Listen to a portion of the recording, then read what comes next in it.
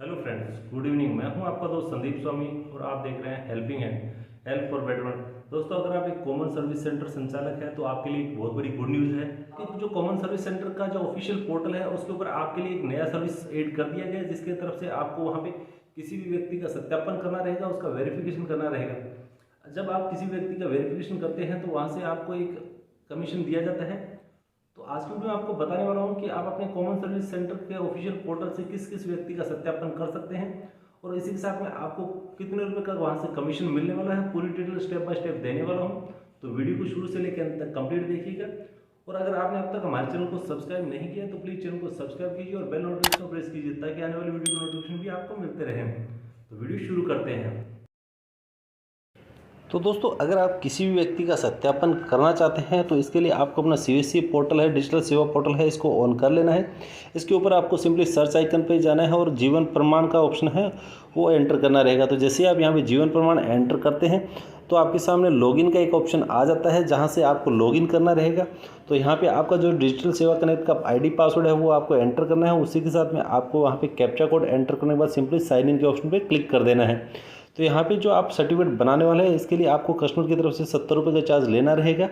और आप यहाँ पे देख सकते हैं आपके सामने एक जीवन प्रमाण का एक नया ऑप्शन आपको दिखाई दे रहा है, डिजिटल लाइफ सर्टिफिकेट, जिसको आपको सेलेक्ट कर लेना है। तो जैसे आप इसको यहाँ पे सेलेक्ट करते हैं तो आपके सामने एक नया इंटरफेस आ जाता है, नया पोर्टल आपके सामने ओपन हो जाता है, जहाँ पे आप देख सकते हैं कि जीवन प्रमाण का डिजिटल सर्टिफिकेट आप यहाँ पे डाउनलोड कर सकते हैं पेंशनर के लिए। तो आपको यहाँ पे जो प्रोसीड का बटन है इस पर आप क्लिक करते हैं तो आपके सामने दो ऑप्शन आ जाते हैं। फर्स्ट ऑप्शन है आप जो नया सर्टिफिकेट है किसी व्यक्ति का सत्यापन का वो बना सकते हैं, और दूसरा ऑप्शन है कि आपने पहले से कोई सर्टिफिकेट बना रखा है, इसको आप यहाँ से देख भी सकते हैं और डाउनलोड भी कर सकते हैं। तो आज अपन बात करने वाले कि जो नया सर्टिफिकेट है आपको किस तरह से बनाना है। तो अपना न्यू जीवन प्रमाण का जो ऑप्शन है इसको सेलेक्ट कर लेना है। सेलेक्ट करने के बाद आपके सामने एक नया फॉर्म ओपन हो जाता है जहाँ पे आपको कुछ एक डिटेल जो पेंशनर है, जो कस्टमर है, उसकी एंटर करनी रहेगी। तो सबसे पहले आपका जो CSC ID है वो ऑटोमेटिकली आ जाता है। उसके बाद में कस्टमर का मोबाइल नंबर आपको एंटर करना है। उसके बाद आपका जो कस्टमर है उसकी पेंशनर का जो भी नाम है वो आपको एंटर करना रहेगा।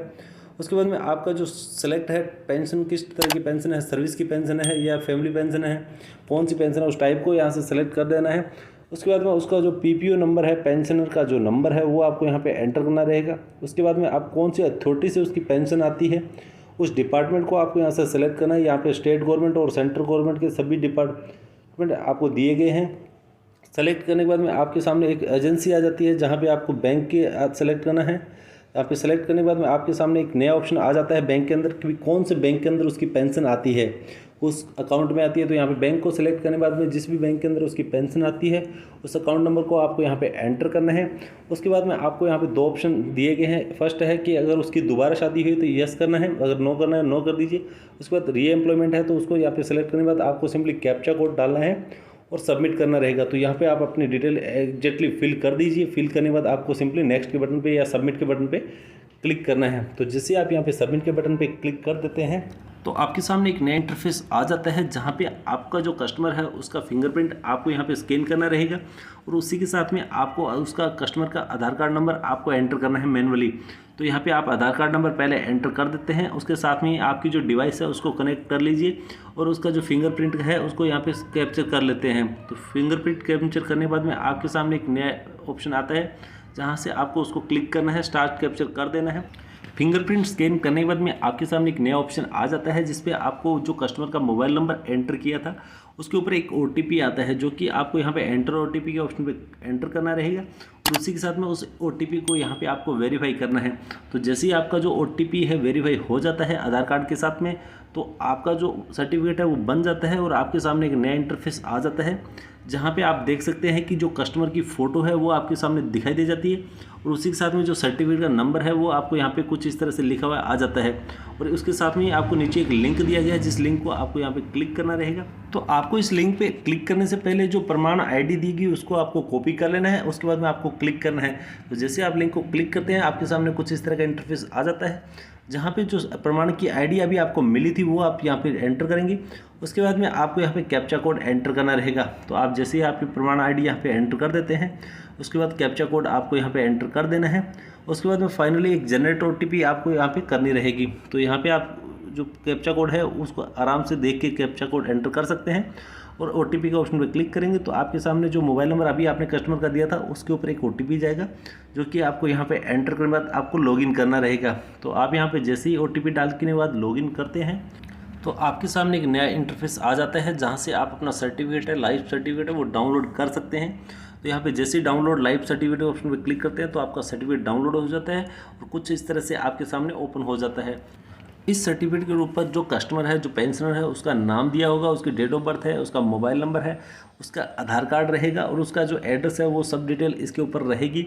और उसी के साथ में आपने उसको सत्यापित किया है कि वो ज़िंदा है, तो इसका वो प्रूफ है कि वो अभी ज़िंदा है, उसकी डेथ नहीं हुई है और उसकी जो पेंशन मिलने वाली है इसी सर्टिफिकेट के हिसाब से मिलने वाली है।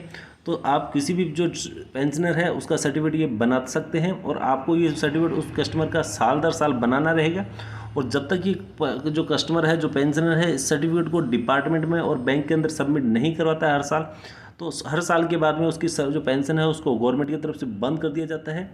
ये जो सर्टिफिकेट आपने अभी बनाया है ये ही उस कस्टमर का, उस पेंशनर का जिंदा होने का प्रमाण है और इसी के बिहाव पे ही उसको फ्यूचर के अंदर जो पेंशन है वो मिलने वाली है।